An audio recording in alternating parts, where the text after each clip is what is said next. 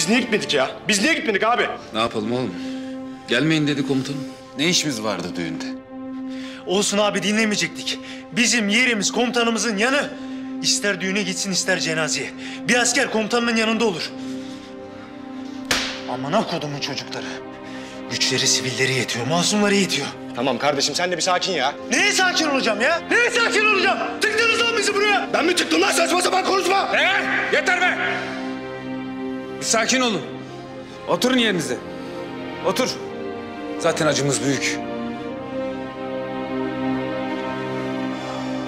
Allah'ım sen bu hainlere hesap sormayı nasip et bize. Amin Rabbim, amin.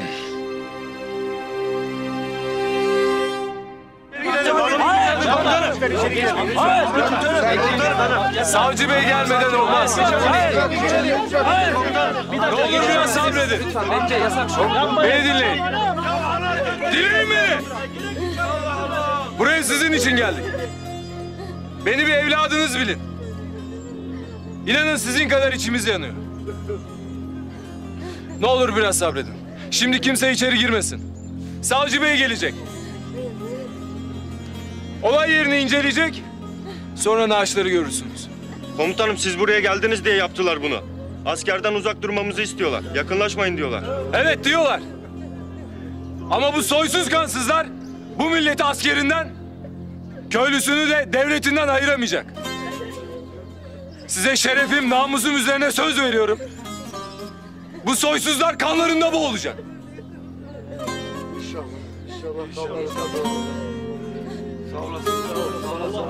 Allah senden razı olsun. Allah razı olsun.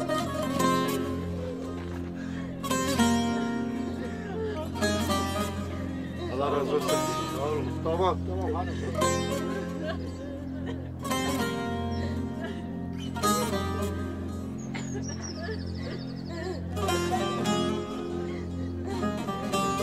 Sen nasılsın? Acıyor hala. Ama idare ederim.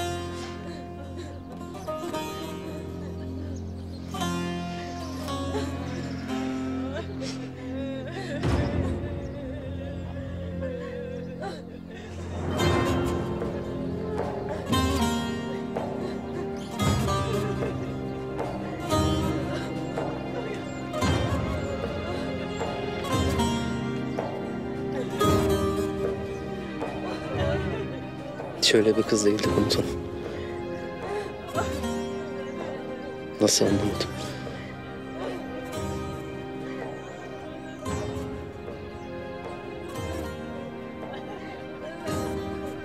Öyle sessiz sakin.